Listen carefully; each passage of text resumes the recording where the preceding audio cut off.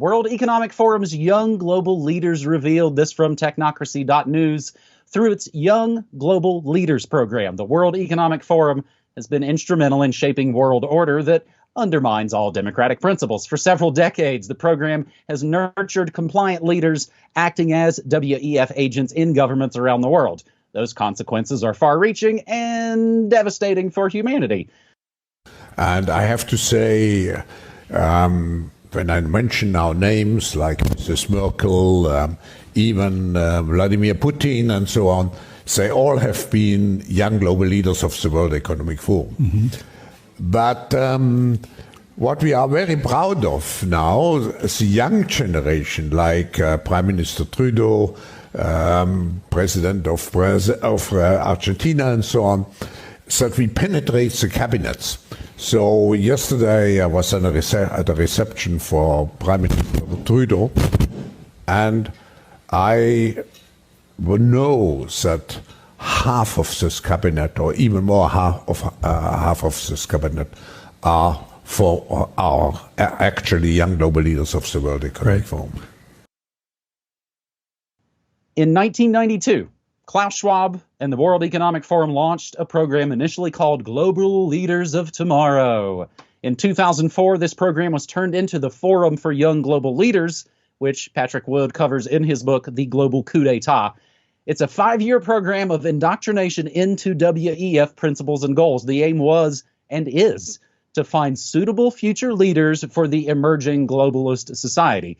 The program has, since in its inception, included politicians, business leaders, royalty, journalists, performers, and other cultural influencers who have excelled in their fields but have not yet turned 40 years of age, originally 43, in order to include New World Order Merkel. It has since grown into an extensive global network of dedicated leaders with enormous resources and influence, all working to implement the technocratic plans of the World Economic Forum in their respective nations and fields. The network creates a force for worldwide influence through the combination of the individual skills and resources of its members, aka nepotism, trust funds, those sorts of things. As Klaus Schwab said in the introductory quote, it's become very successful.